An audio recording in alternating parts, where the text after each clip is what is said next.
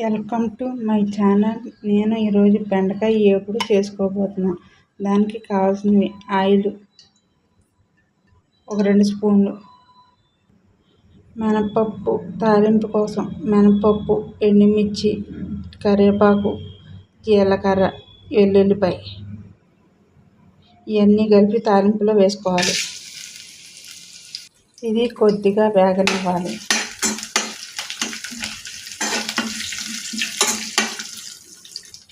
పావు స్పూన్ పసుపు.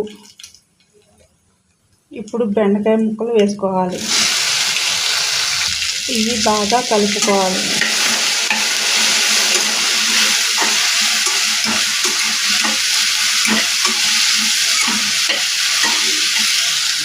టేస్ట్కి సరిపడినంత ఉప్పు.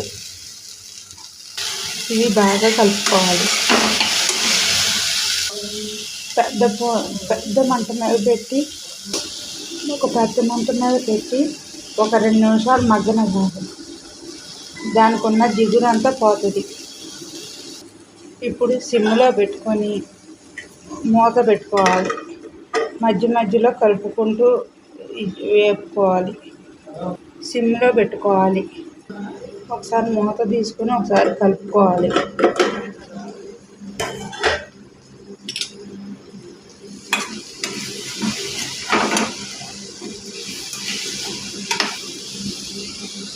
మళ్ళీ ఒకసారి మూత పెట్టుకోవాలి. మూత పెట్టుకోకుండా ఒక 2 నిమిషాలు మగ్గబెట్టుకోవాలి.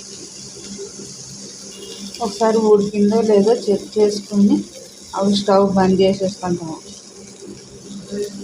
లైక్ చేయండి, షేర్ చేయండి, సబ్స్క్రైబ్ చేయండి. ప్లీజ్ బెల్ ఐకాన్ క్లిక్ చేసుకోండి. బెండకాయ వేపుడు రెడీ అయిపోయింది.